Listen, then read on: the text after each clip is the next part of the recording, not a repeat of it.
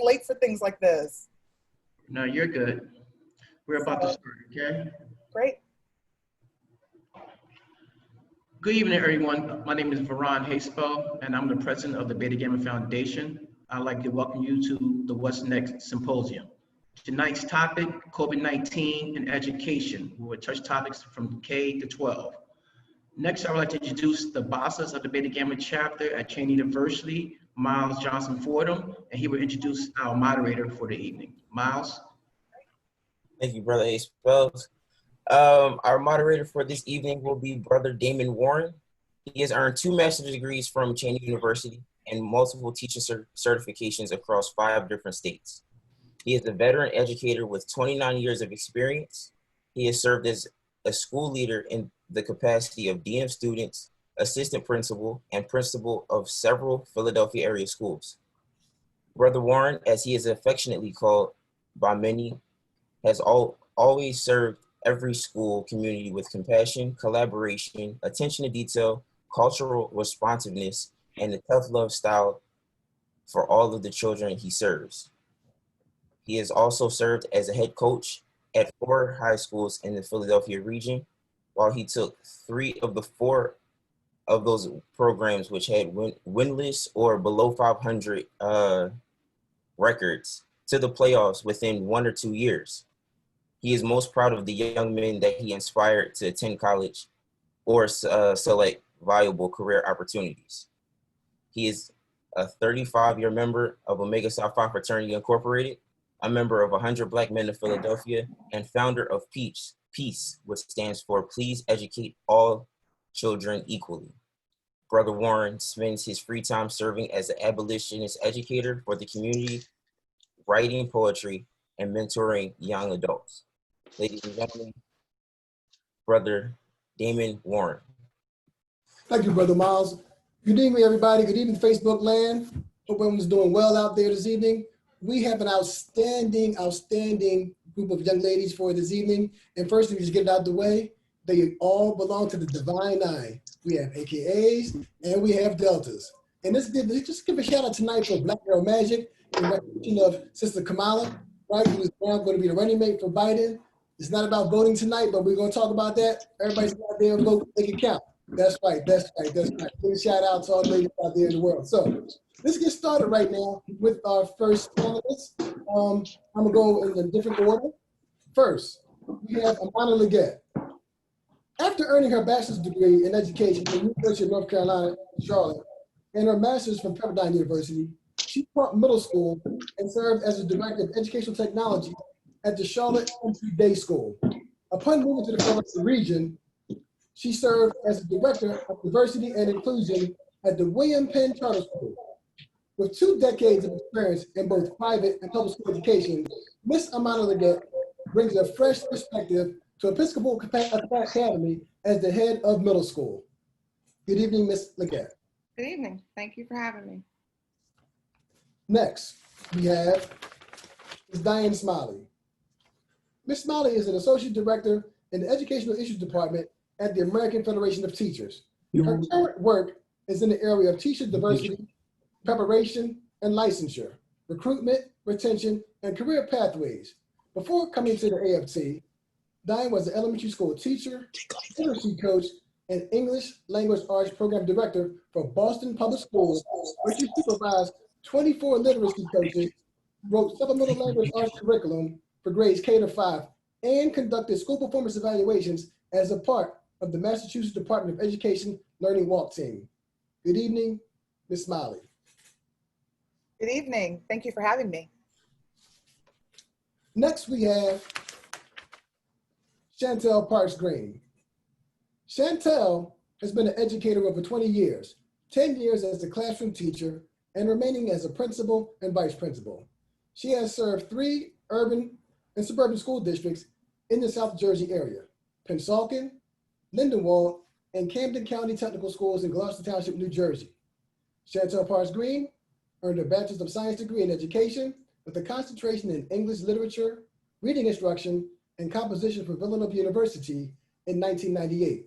She also has a Master's of Art in Education from Cheney University that she earned in 2003. Good evening. Next parse green. Okay. And last but definitely not least, we have Kelly Wyatt. I get excited about all of our presenters this evening, but check this out. This is an amazing accomplishment just in a short period of time, and we're talking about COVID, so we got to talk about this here. Kelly Wyatt, she has worked with the School District of Philadelphia for 21 years. During that time, Kelly has served as a classroom teacher, literacy lead, academic coach, and school-based teacher leader. During the COVID-19 pandemic, Kelly started a Facebook group, Adopt a High School Senior 2020. Let's celebrate them, with the intentions to provide support for local seniors during these unprecedented times. The rapid success of this group ended up supporting approximately 1,000 seniors across the country, raised $40,000 in funds to provide scholarships, and offered resources and workshops for the parents. These efforts were covered on national outlets such as Good Morning America and Newsweek. Locally, Kelly was named Citizen of the Week and highlighted in several news outlets such as BillyPenn.org, KYW, and WURD Radio. Welcome, Kelly Wyatt. Hi, thank you for having me. So let's get right into it, ladies and all those out there in Facebook land. And this first question, we'll go with you. I'll come back to you, Kelly, first. Okay. How did your school or agency respond to this pandemic last school year in terms of day-to-day operations? Paint that picture for our audience. Well, I'm with the School District of Philadelphia, so we were kind of, I'm gonna say a little behind because of technology. And the way we had to close was kind of rapid because the first day only part of the schools closed because Montgomery County had it shut down. So when it first started, our leadership didn't expect it to be affected, and then they didn't expect it to be affected for so long. So we were like 2 steps behind everybody. So when we first shut down, they provided packets for the students, optional work packets to keep them working until they were able to get every child a Chromebook, until they were able to address the Wi-Fi situation to make sure every kid had access to Wi-Fi to actually get on and do the daily lessons. We moved to online lessons in May, where teachers had to go live and teach and provide video links. But, compared to the suburban districts, that was a few weeks behind because, we had to get Chromebooks out to maybe 200,000 kids. Wow, yeah. Same question, Ms. Leggett. We were very fortunate in that we started planning for this probably in February. We kept up with the news. We knew it was not a if, but when it was coming into Pennsylvania and into our school. So we started planning. Our admin team is just phenomenal. And we started training our teachers how to use online technology, how to use some of the apps that are online, how to create online lesson plans, because we knew that our lessons would be asynchronous moving out. And this was new for a lot of our teachers. So we spent our lunches, teachers came and gave up their recesses, and we trained our teachers. And we're already a one-to-one school, but we extended that into lower school because we are pre-K-12. And usually we don't let our pre-Kers and kindergartens take home the iPads. We reserve the laptops for 4th and 5th grade, but we began to acclimate them through February and early March. So when we pulled the trigger on March 12th, our kids were ready, our faculty was ready. We gave 1 day to catch a breath, and then we jumped right back into curriculum. So I think we were probably one of the first out the gate, but that is just leadership. And we were able to do things because we just had the resources right at our hand. And we saw the painting on the wall, and we knew that this was coming and that we needed to get our kids ready. So I think we were just very, very fortunate that our admin team thought about this well in advance. Yeah, it's awesome that you shared that information. I hope everyone out there in Facebook land heard what you said. So maybe moving forward, as district administrators, superintendents, and whoever else, you just heard a plan, just run with that for the future. You got it, and it didn't cost you a dime. Just remember the Beta Gamma Foundation, you heard it from me first.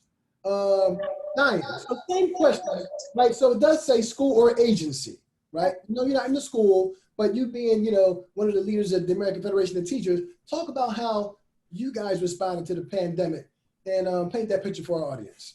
Yeah, sure.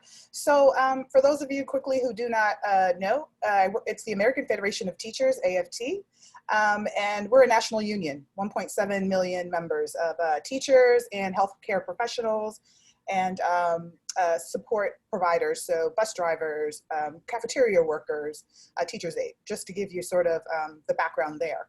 So the AFT began working with teachers immediately by first hosting town halls, because we know that we've got to listen first before we run to action. We've got to hear from our members. What is the action that they would like us to do, or what are the series of actions? And so we began information gathering sessions to assess what are districts and schools asking of teachers and kids, and how might we best support and help to mitigate any of the stress that folks were beginning to feel with all of the uncertainty. And I'll tell you, with that uncertainty, it wasn't just, it's both of my colleagues here, they spoke about both extremes, right? It's like, not being prepared, not having the technology, which we're all like, oh my gosh. And then actually saying, hold on a second, we're paying attention to what's happening in the world. Let's prepare for this. I find that sadly fascinating that they actually took that and ran with it and were prepared in advance, and talk about, a good example for us moving forward. But to add on to that, in March, right after we sort of had that stay in shelter, or shelter in place order, we began pulling teachers together for webinars and our professional development, which I can speak to more when we land there around PD. But one of the things that struck me most was we had just entered into quarantine. I'm now the moderator for this particular webinar on social emotional learning, and all the teachers could talk about while we were waiting for the presentation to begin, the chat was just ablaze with conversation about concerns for their children, wondering if kids were eating, wondering if kids were even home, wondering who was taking care of them, and were they going to be well cared for during this uncertainty, and nobody knew at that time for how long. And my heart was warmed. I was not surprised, because I'm a former teacher and I've been around teachers my whole life, so I was not surprised by the care, but my heart was warmed by it, because here they are, I didn't see anyone concerned about themselves or worried about, oh my gosh, am I going to lose my job? It was all about the children. So I just digress to give you that anecdote about the power of teachers and how they really do care for their students. So one of the things that we also did was brought together, so AFT, as I said, also supports healthcare providers, and I think this is really important. There's a link between education and healthcare, of course, for all the obvious reasons I won't go into. But one of the things that we readily recognized was the lack of PPE equipment. We kept hearing this on the news. We kept hearing this from our members. And so we were able to get over $1 million worth of PPE equipment flown in to the United States and spread out across the nation to various hospitals, because those are the very hospitals that are serving our communities and serving our children. So that was something that was really important that we engaged in. And I won't take up too much more airtime. I'll just say that we developed a reopening plan. And I'm kind of proud to say we were the first to do it and sort of suggest how folks might think about a reopening plan and sort of right tracking that they're thinking around how to safely reopen a physical building. And the degree to which kids and teachers would be safe. And so that's a really interesting report. And there've been lots of reports, really good reports since then. And of course, we've iterated on it, because this is certainly not a stagnant problem that we have. COVID keeps sort of morphing, and we've got to be nimble in our response to it. Wow, that's just amazing. Having that helicopter view of the entire nation as the American Federation of Teachers, and being able to support them, your organization needs to be commended for that work. Chantel, can you hear me? Chantel, take yourself off mute. I can hear you now. Awesome, awesome. Great, glad you get in here. I know it was difficulty. Thank you for joining us. Thank you so much. Yes, hello everyone. Hello, hello, hello.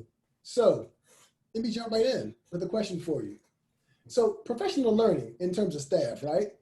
Mm-hmm. What professional learning this summer and throughout the year will best set up our staff to serve a new set of students' needs based on COVID-19 from your lens?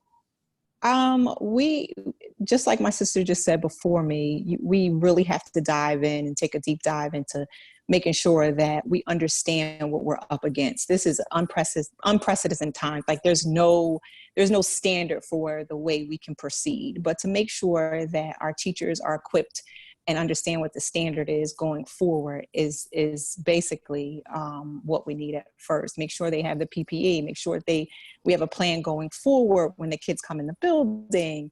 All of those things are how we should approach this new COVID-19 atmosphere. Okay, nice.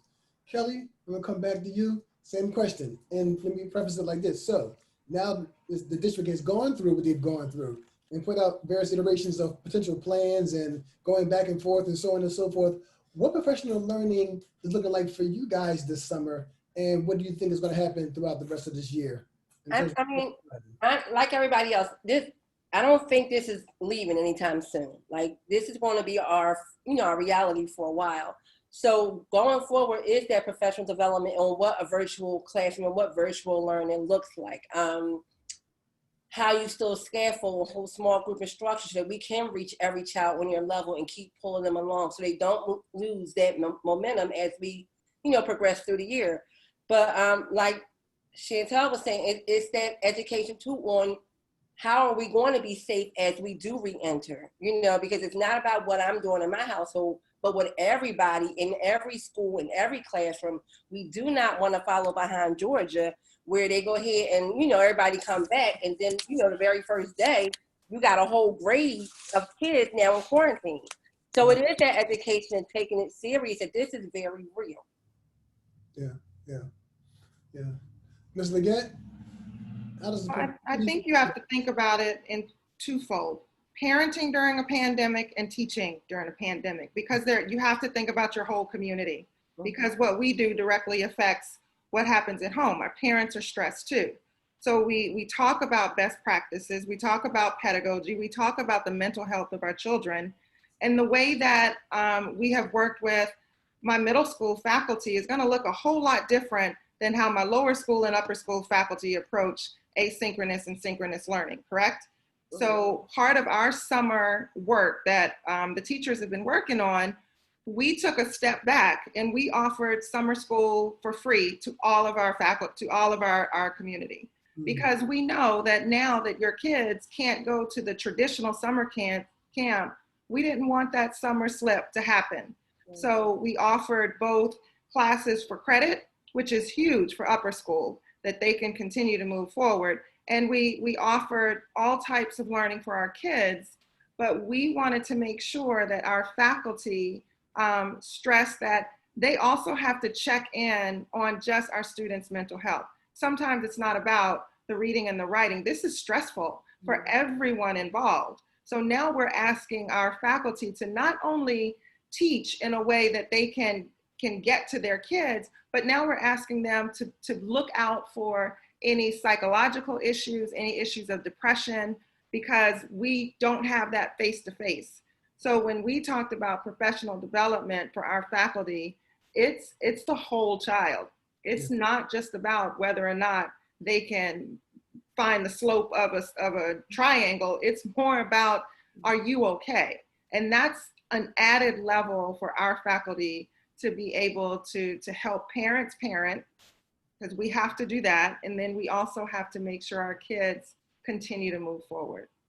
Yeah, this has been very traumatic. Can I add something to that? This is Chantel. Chantel, go ahead.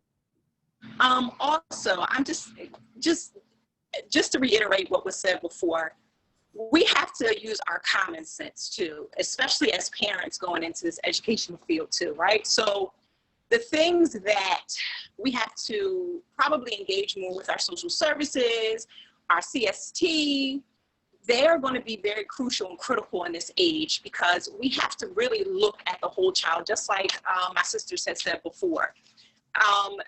Not that the educational part of it, the instructional part in the classroom is not going to be important, but to check in, to really make sure that our teachers are engaged with the families, with the kids, to know exactly what they're going through. Because it's one thing, I know as a parent, to balance the learning at home and supporting your children.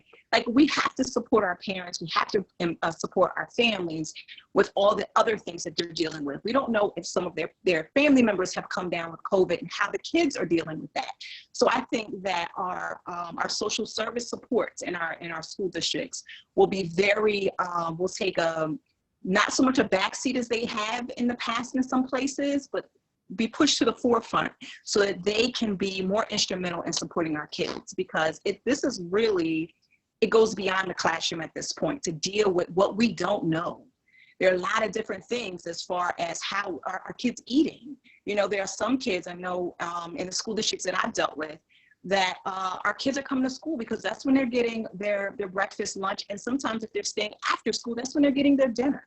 So when we go to this online model and we go to a point where we're not seeing our kids as actively and as frequently as possible, there's so many other things that we may not see as educators in the classroom, or what things that they may need if we don't see them face to face all the time. So I just think that our social services, our CSTs, our child study team, those are the people that our teachers are going to really have to use as resources so that we understand that we're educating the entire child and we need to be able to support them wholeheartedly. I just wanted to add that.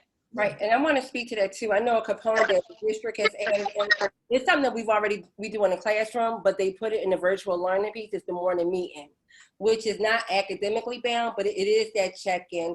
Are you okay? And really to talk to the children to see where they are mentally and emotionally, so that we can alert what other resources we need to continue providing additional support for them. So that's actually built in their virtual schedule as well, you know, when they do go back to school. Yeah, that definitely needs to be a part of it. That should be best practice around all schools. It really should. Mm-hmm. I know in the private worlds and some charters, that's probably already built in, but I'm glad, you know, there's been some good things to come out of this, and some of those best practices are now coming to the forefront. Diane, going to you with your national organization, AFT, what sort of PD, if anything, changes wise that you guys made for your organization, or suggesting or partnering with teachers around the world? Yeah. Yeah, so without sounding too much like a commercial, I don't know any other way to sort of highlight the work of AFT. Do your thing. But okay, thank you. But so AFT has always provided lots of professional development for teachers, and it's by way of, which particularly is my favorite, I think the most effective, is the train the trainer model, where we bring in cohorts of teachers who have, you know, demonstrated teacher leadership qualities and are folks who have demonstrated that they can work with other adults, or at least are open to learning adult learning theory and can teach other adults. And so we bring them in and we do some training around any number of content areas and topics. And I'm going to stop there to say, with specifics to trauma-informed practice and social emotional learning, right? And so those are the two that have taken precedence. I mean, we've continued with the content, but always embedding within both of those pieces, right? Because we recognize that we're not going to get very far on any particular lesson if we've not checked in with the child and we have not identified what are the needs of the child. And frankly, the needs of the family, and to the extent that, I mean, I'm definitely not a proponent of teachers need to do all and can do all, and we're the saviors of, or teachers are the saviors of the world. But I think information allows for folks to help make connections and create networks for families. And I've watched teachers do amazing things for families, things that were out of their purview, and they did it. So I'm not suggesting that is sort of what should become the norm. But this level of awareness around what families need, I think, is equally as important as you are endeavoring to speak to the whole child. But I will say, what has also been very helpful, and teachers have told us, is that we have a digital platform called Share My Lesson. It's sharemylesson.com, nothing complicated. And on it is just over 1 million curated, crafted lessons, units, all kinds of great information for teachers by teachers that continues to expand and grow each year. So, you know, our professional development happens all year long. We've been running courses all summer, specifically around not COVID per se, but how are we going to engage students in a very different way, in a meaningful way, moving into the fall, knowing that we've got a set of barriers facing us, which is, you know, families that have been decimated by COVID, right? Or communities, perhaps not their direct family member, but a community that has been hit hard by COVID. Yeah, yeah. That resource you mentioned, sharemylesson.com, is that free for everyone? So yes, it is. It is free. Now there is content that is sort of the specialized content, if you will, that is for members, which makes sense. Members are paying for it, but there is a lot of content that is free to all. And it's, when I tell you, high quality lessons, units of study. There's also, oh, I forgot to mention, there's also a space for teachers, and teachers use it often, to come together to chat. And so teachers from across the nation are talking to each other, and they'll have a problem of practice that they are engaging around. And it is amazing to just sit in and listen and learn from the teachers. And then they end up crafting something together often, which is nice. And then it ends up on Share My Lesson. So yes, a lot of the material is free. And there you go, Facebook man. Hey. Yeah, sharemylesson.com. Sharemylesson.com. You know, going off script a little bit, as I hear you ladies speak, I'm thinking about teachers, right? And how evaluative are you going to be, right? Anybody can answer this. How evaluative are you going to be at this point in time in terms of teacher evaluations for those that actually observe teachers? And is that something that you've been thinking about as well as you're PDing, you know, transitioning into remote learning and virtual learning and all those kinds of things? At some point in time, you still have to like evaluate your teachers. Now we have public schools, private schools, schools in other states, right? And that may look different in different places. Just give me your thoughts about that, generally speaking. Anybody? Well, I can jump into that one a little bit, because that's one of my favorite things to do. I used to pick a kid or let them tell me they wanted me to shadow them all day. And that was kind of my way of also evaluating a bunch of different teachers on any given day. But I also followed the students around and learned a little bit about a day in the life of one of my students. And when we went to the virtual model, I did the same thing. I just asked a couple of kids, like, let me see what your virtual life is like. Because it's one thing to instruct students to do it and instruct teachers to do it. But as an administrator, I need to know how you live in. I need to know what that looks like from a teacher perspective and a student perspective. And it's just as easy for a teacher to invite me to their Zoom or their Google Classroom so that I can be a student and participate. And so I can still give you feedback on a lesson. I can still see all the kids and talk to them, and they can see me. So I'm not just some administrator in the cloud. I spent my day when I wasn't on admin meetings and when I wasn't trying to plan every other thing that we have to plan during COVID, I spent my days on Zooms with the kids because that's what they're doing. So what does that fatigue feel like at the end of the day after I've been online with you from 8 o'clock to 2 o'clock? So I think that's really important as an evaluation tool, because I got to see the approach of all of my teachers in multiple subjects in one day. And then I can hit different students and different teachers depending on what kid that I'm following around virtually. And I think that's important. And now I can give you real-time feedback because I'm sitting in your class. And if you can't get my attention, how are you going to get the attention of a 13-year-old? So I can give you that feedback and say, you're going to need to step that up a little bit. So I think that's one way. If we have to be creative right now, there is no blueprint. There's no, show me what you do during a pandemic. I never took that class in college or grad school. So I think we're all leaning on the wisdom of each other, even with this, this group here. I'm taking down little nuggets like, okay, yeah, that's great. So I think that's what we have to do as educators and administrators. Absolutely. Each one teach one. Anyone else want to chime in? I want to say, oh, go ahead, Diane. No, I just wanted to say that I love that. Is it Imana? Imana? Yes. I love that you said you framed it as a formative assessment and not a summative assessment. Correct. It's I'm coming in and I'm going to give you feedback that allows you to be supported and to grow, as opposed to I'm going to give you feedback that could very well bring someone else in to do this class because you're not doing this very well, right? And how harmful that can be. So I just wanted to say that. Right. And there's a level of empathy, and it's like Mm-hmm. when a principal walks into a room, everybody's like sitting up tall, straight, let's not laugh. But once you're in there, they forget. The kids they keep on rolling. They keep it real. They sure keep it real. Anybody else want to speak to that? I was gonna say, coming from the public school inner city district, where there were some things that are more challenging for certain teachers when they're actually in the building, that the hope or the gift in this process can be, you can use this time to really perfect your craft. So where we take away the distractors of the kids running down the hall or somebody pulling a fire alarm, because now you're in a space where it's just really just you and your kids. So when it's time to observe or time to provide feedback or time to chat with a teacher, like we can really talk in real time. We can run the tape back, from where they videoed the lessons from when the child, because all of our kids won't get on at the same time and they have to be able to see the same lesson that evening. We can go back now and scroll back through the lessons and say, hey, remember when you did this part right here? How about trying this? Or, just point out, give that feedback that way in real time and with real footage for them to perfect their craft, so that when we do go back, they can still carry those nuggets back in the classroom with them. Well, awesome.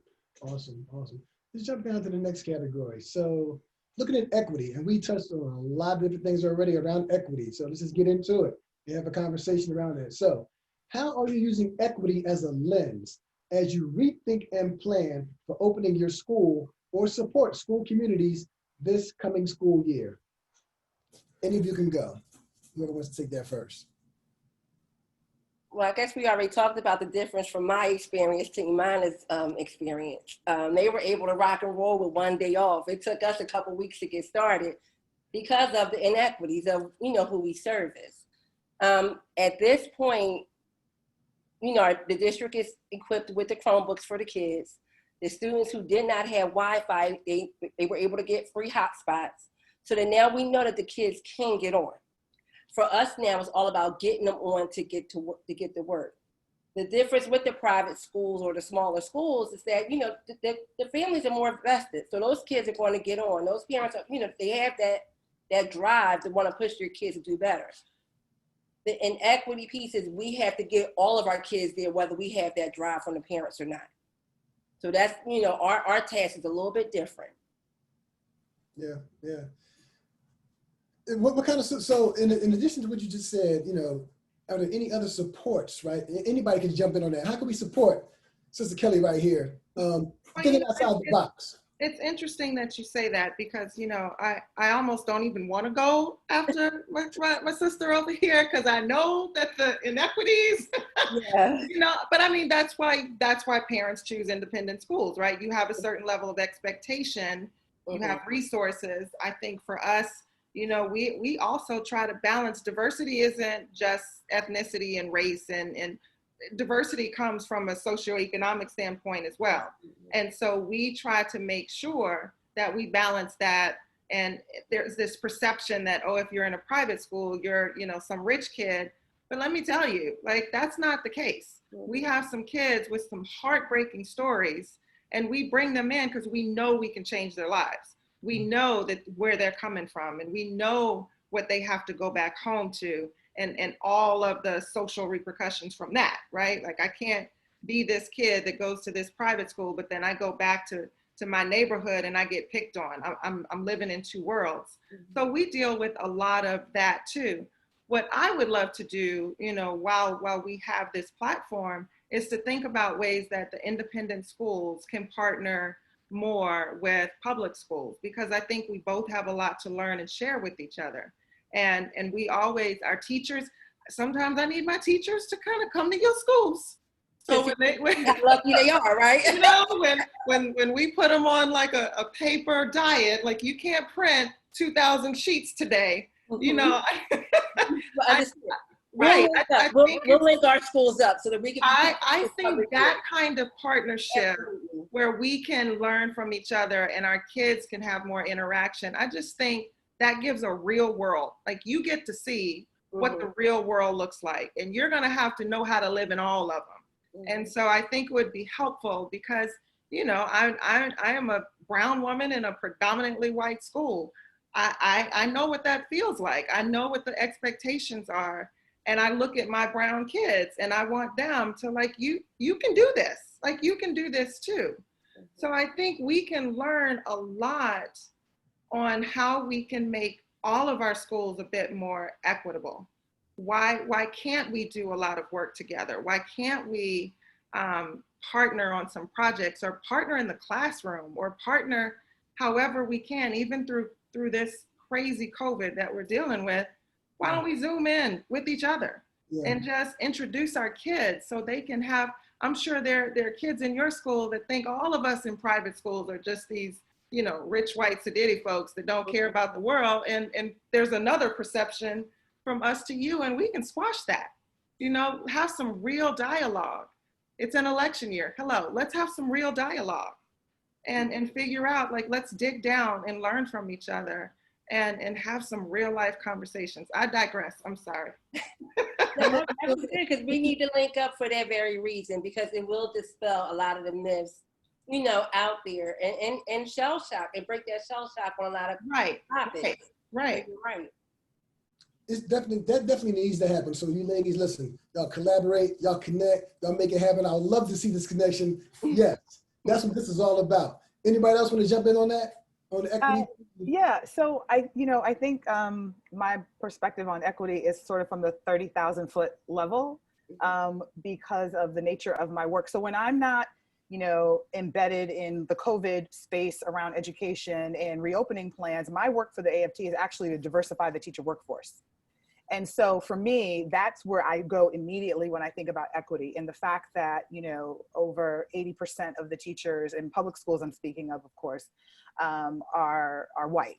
And that does not reflect what our students look like. And so for me, it's around continuing that dialogue and continuing the work that needs to happen in terms of hiring teachers of color, in terms of retaining teachers of color, because we're also the fastest to leave the classroom for a host of reasons. And that's a whole nother panel to talk about those issues, right? Right, y'all? Y'all know, you're nodding. That's a whole other panel. So I'll say, you know, sort of that as like the larger sort of umbrella set of issues, but then more granularly, I will say high quality instruction, right? So, you know, while we are talking about the importance of social emotional learning and trauma-informed practices, that's meant to be embedded in high quality instruction and not in lieu of. So what we don't want is folks saying, oh, poor Jamal had this bad situation and now COVID happened and his family, and, you know, so we're just going to give the very least, or we're going to do the very least because, you know, poor Jamal. No, we cannot afford that. What we need is continued high quality instruction, and embedded with that is, you know, we can nurture children, we can give them the kinds of things that they need while we continue to grow them academically. So for me, that is equitable practice. Another would be what my sister Kelly already talked about, so I won't go into it any further except to say broadband. I will tell you all, I mean, I was on a Zoom meeting and I had to blank my screen because I started to tear up because I could not believe how many people across the nation in different places, and I'm talking about in the West, the Midwest, the East, the South, talked about how they have pockets of communities that do not have access to any broadband whatsoever. So it's not just Jamal doesn't have a computer, it is there are no towers in our community. So we don't even have broadband. So those are the teachers who were then making copies in the building, wearing their mask, running into the building to make a packet, and then driving it to children's homes Talk about dedication, right? That's what was going down for people who don't know this in places. And so, but is that a school issue? Is that a teacher issue? Of course not. That's our government. Don't get me started. But those are the issues that we need to be fighting as we're thinking about educating our students. I'll stop there because I want to make sure anyone else who has to speak speaks. I could go on forever. Can you tell? Yes, and no, it's a good place to be though, because we have to make sure that we support our teachers and be able to give them the resources, the support that they need, so they can meet the needs of the kids and maintain the standard. Mm-hmm. Like the most, I think the disturbing thing about, or what I worry about the most is how teachers may think that watering down the instruction or not getting to, oh, we didn't get to that because we're not in the classroom. That can be an excuse. That's one excuse that I know I saw with my own children as they're logging on. Like, what is the standard? What is the consistency for the kids? So as administrators, as teacher leaders, we have to make sure that our teachers are maintaining that high standard for instruction, and we have to support them in getting there. Because if the kids log on at a certain day and what they're seeing is something that is recorded, but what is the behavior they're supposed to what are they supposed to learn, and what kind of behavior are they supposed to be mimicking so that they can learn or get the best out of the instruction? And sometimes our teachers, whether they're seasoned teachers and they haven't used the technology as readily, we have to be able to support them so that they make sure that they are giving the best instruction the best way. So I agree. One more thing that I just want to add quickly is the curriculum. So I am all about, like, blow up, disrupt, dismantle. And I think, pre-COVID and the horrific events of this summer, we knew that the curriculum was not doing a service to kids who look like all of us on this panel. And then the events of this summer, I think, drove home a lot of points for folks. And one of them is the conversations that I'm starting to have in lots of different places with teachers and leaders is around, so it's time to throw out that curriculum that's not serving anyone up in here, right? It's time to rewrite. So that's part of the equity argument as well. And I'll just stop there. I just wanted to add that.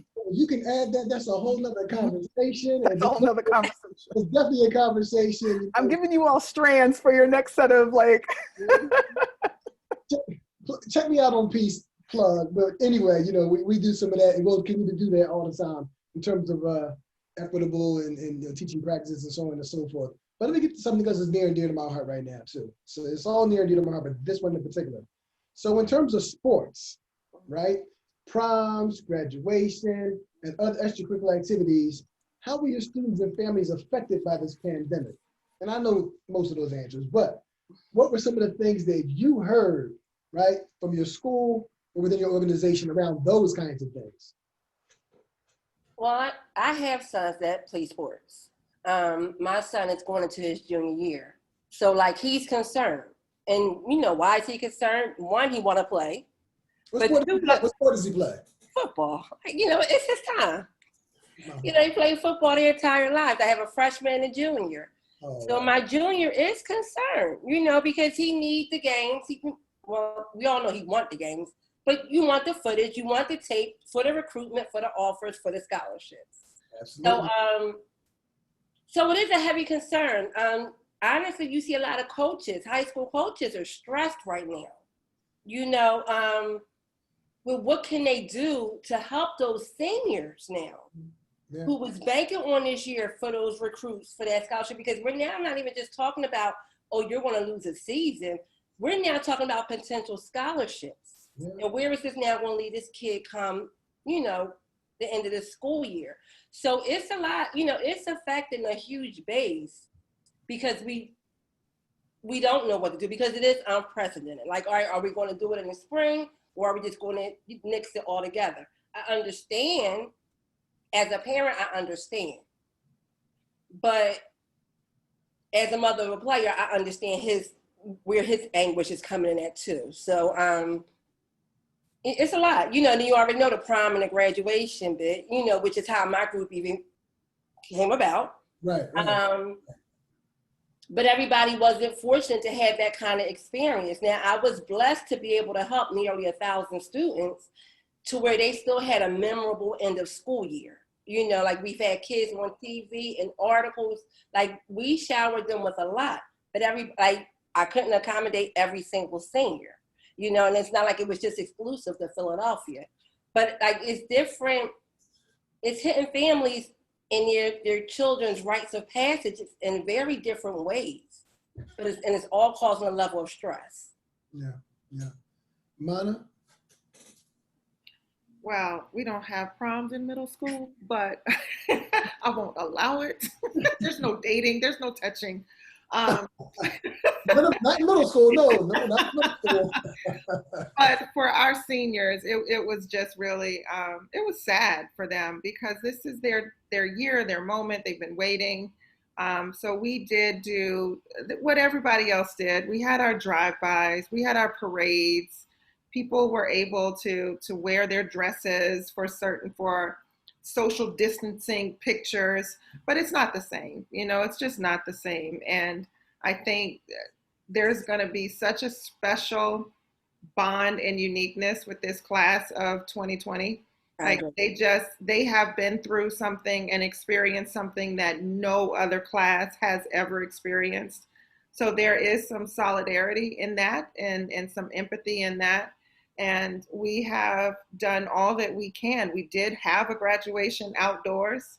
So we were able to be live, but it wasn't the usual. But we wanted to make sure that we could at least send them off to college. But proms, the way that we've known them, I agree that we're in this for a little bit. I think we just have to rethink how we're doing everything. I don't mind social distance dating of teenagers, just by the way. I think that's much safer, and I approve. I will do that with my own daughter. She can have a virtual prom from the living room where I'm watching. Oh, wow. Oh, wow. Chantel, Diane, anything? You're on mute. Refer to the rest of the panel. I mean, when it comes to this particular topic. Okay. Chantel, you were saying something, I couldn't hear you. You're on mute. Yeah, she's on mute. Yeah, can't hear you. Yeah, so one thing I want to say, just a shameless plug, September the 11th, because I did talk to a lot of coaches. You know, I coached for 21 years. Talked to a lot of coaches today, and we got something going on. Hopefully we'll do on a Friday night, because there won't be any games on Friday night. September the 11th, we're looking for that, you know, having a conversation with a bunch of coaches and whatnot. It's sort of the same platform. So, yeah, it's a rough time for the babies. I mean, really for the coaches, yeah, they're stressed, and I'm not coaching right now, but I still feel their pain because I go to games, right? But for the babies, and hopefully they do get a chance, at least in the public league. I don't know what the Suburbans are doing yet. They have that small 8-game season in terms of football and whatever other sport. Have something for them because they need that. They need those films. For somebody, then think about even, I don't want to take away from the panel, but however, think about the guys that are in college right now. I just heard this yesterday. Gentlemen that are in college, they'd rather be in college than being in their respective hoods because that saves their lives too. Absolutely. So it's hurting everyone. It's hurting everyone. So just continue to pray for everybody, all this stuff, right? And yeah, so. Yeah, because we have some kids who go to school who are still in school just so they can play football or just so they can play whatever their sport is. And if they didn't have that sport, they probably would have dropped out. Can I raise my hand, teacher? I was one of those kids, yes. Yeah, so. Yeah. Okay, so right now, and we've talked about some of this, but let's go a little deeper in this here. So right now, what are the family's needs and how do you believe we as educators should be supporting them moving forward? The families per se.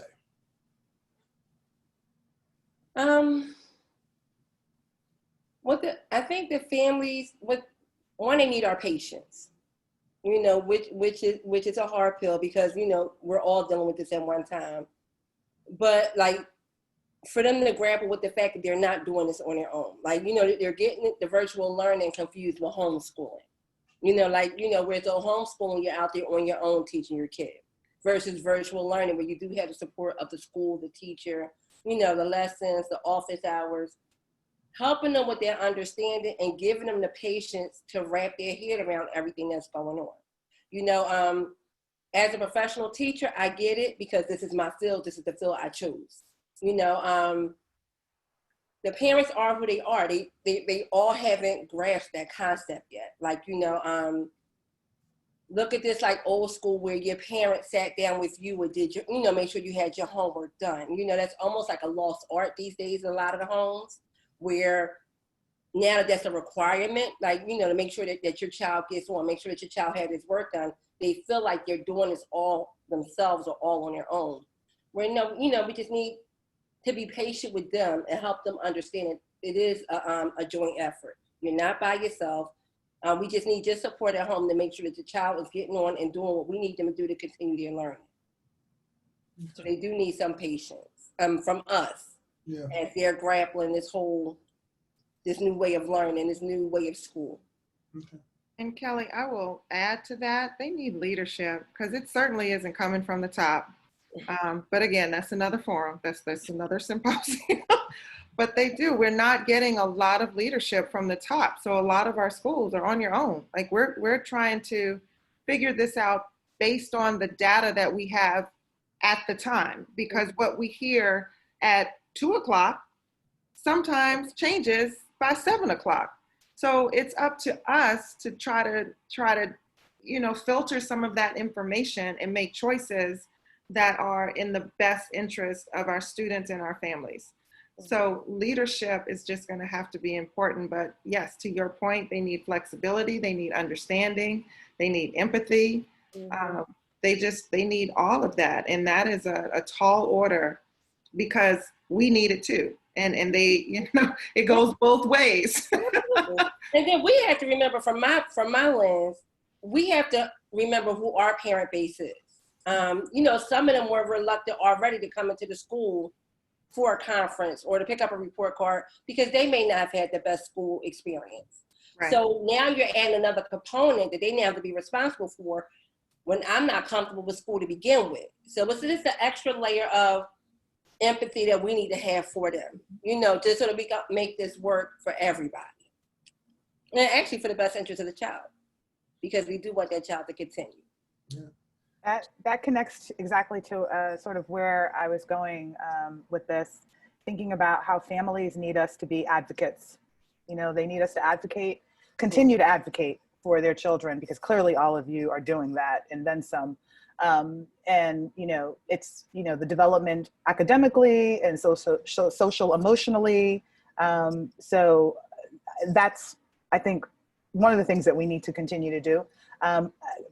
Parents need us to continue to advocate for clean, safe schools. I don't know if I need to tell anybody on this panel what just happened in Gwinnett County. I mean, you know, God bless them. They were trying to re-enter some sort of normal, sort of return to some sort of semblance of normalcy, if you will, around how we educate.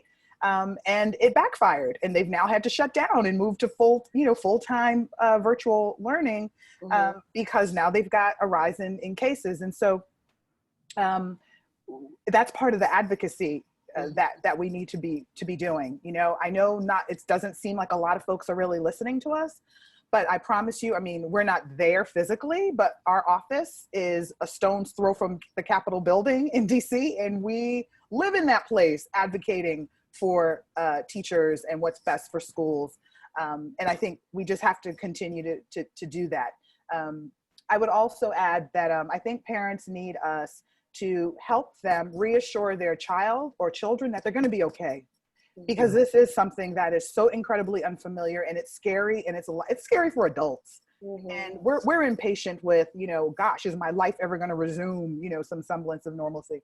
So for a young person, like you just described, your son, he's feeling anxious about, you know, am I going to have enough tapes? Are people going to be able to look at me and recruit me? And that's real. And so I think to the degree that we can, you know, that we help with that level of support, like, you're going to be okay. I don't know what this is going to look like, but we're all going to figure it out together. That's the beauty of us being in this together as a community, that we are going to figure this out together, and it's going to be bumpy and it's going to hurt sometimes, but we're going to get through it to the end. And there's so much learning would have taken place between those bookends, right? So I think another layer of advocacy, honestly, is for the custodial departments in these larger districts. I know for my district, we're already strapped. Like, they're already, maxed out. A lot of schools are under staff when it comes to custodial, the custodial department, and they have to, borrow out, workers from other buildings, to keep buildings clean already.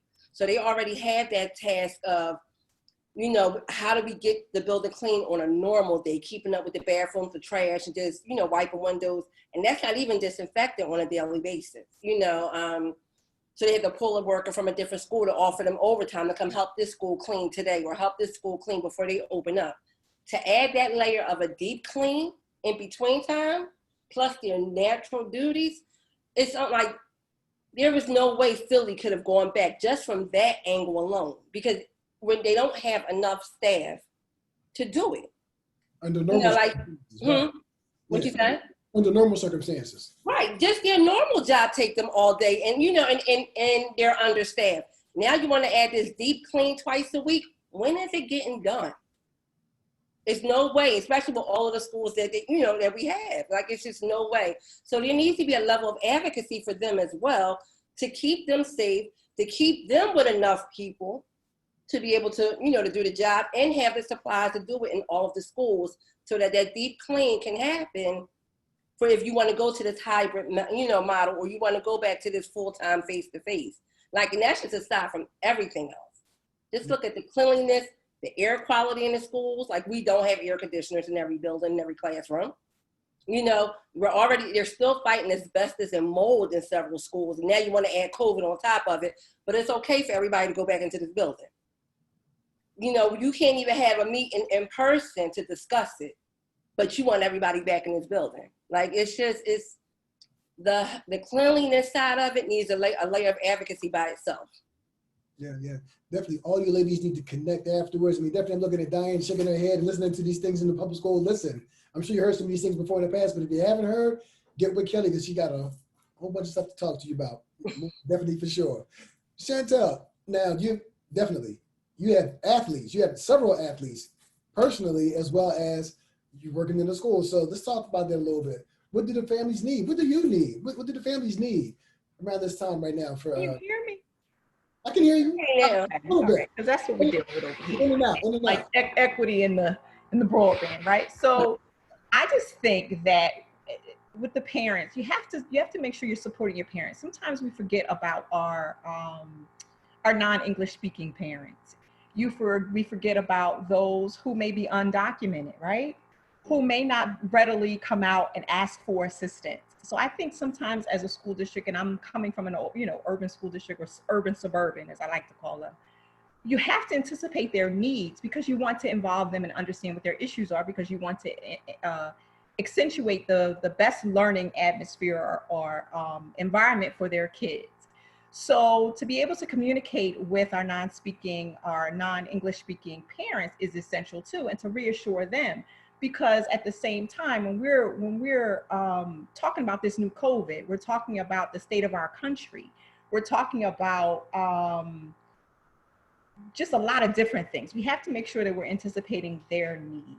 I understand the athletic part of it. I get the point that our kids are not going to be recruited the same way that they were before, and all of those different things. But I just believe that we have to reassure our kids that this is a point of safety and health, and that comes first.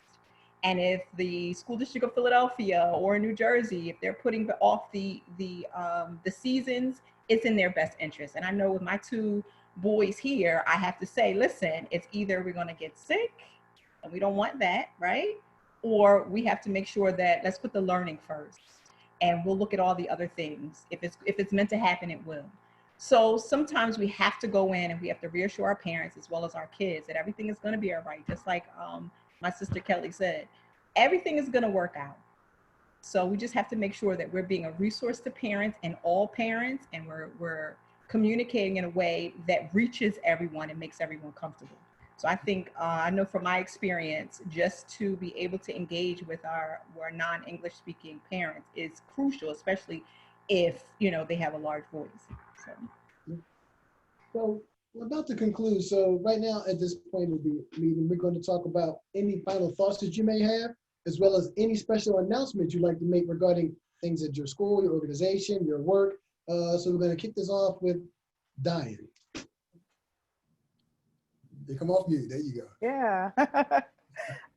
Sure. So I guess let me start by saying thank you for putting me on this esteemed panel. I have thoroughly enjoyed this opportunity. So, you know, in my closing thought, it is funding. It's what I just heard Kelly speak to. She didn't use the word, but it's what she meant. If I can dare speak for you, Kelly, sorry. But just that very very clear anecdote about Philly schools and how there aren't enough custodial staff to begin with, and then the expectations that are now going to be put upon them for deep cleaning. That's about funding, right? That's about not having enough folks. And so we can talk about funding across every part of education. And so I would say that it is our job, and to all of you who are listening out there in Zoom and in Facebook land and wherever else this will be shared, that you have to contact your senator to support the HEROES Act. If you do not know what the HEROES Act is, it is the pot of money to the tune of, I think it's $3 trillion was the last that I knew of, that folks are advocating for, and it's all for, you know, public infrastructure, public institutions. And so it is, you know, let's make sure that we can support working families who have been affected by COVID. Let's make sure that we can support schools. We're talking about, you know, having classrooms where the whole child is supported and educated. Well, that costs money. That's not just like a new workbook you give the teacher and, okay, so on Tuesdays and Thursdays, you know, between 11 and 11:30, ask the child to color in how they're feeling. What does the smiley face look like? That's not going to cut it. It is, what are the social services that we're going to provide in the schools? Where are the school counselors, the psychologists? You know, I mean, I could also talk about the librarians and the musicians but okay, you know, but where's the funding for these things to happen? And so the HEROES Act is what you've got to contact. If you don't consider yourself political, please become political tonight, and contact your senator and say, hey, you need to support the HEROES Act. Folks need to get the proper funding, and stop bailing out big companies and giving tax breaks. Take care of the working people who are actually, you know, going to continue to put into building this country. So, and once you've contacted your senator, then turn to 3 other people, you know, like we're in church, right? Turn to the person next to you. Well, turn to 3 people next to you on your left and your right and tell them, please contact your senator, support the HEROES Act. Yeah. Funding for schools. Yeah. Diane, please leave any links that you have, leave that sharemylesson.com or any other links you have that our audience out there inside the chat, please. Oh, yeah, sure. Yeah, I can do that right now. Okay. Thank you so much. Chantel, any final thoughts? Anything you'd like to share? Can you hear me? I can hear you, yes. Okay. I just want to encourage everyone just to be patient. Be patient with your school district. This is new territory for everyone. I just want to make sure that patience is key, and just to go in with understanding, make sure you advocate for your child. You know, because teaching, there is a standard, either in person, hybrid, or otherwise, there still is a standard. So I just want to encourage parents to make sure they're advocating for their children as well. And ask questions. Ask questions of your teachers, ask questions of your administrators. Make sure that you hold a standard to them as well. Because the end result is that, you know, if you have a 5th grader, you don't want it to be a wasted year.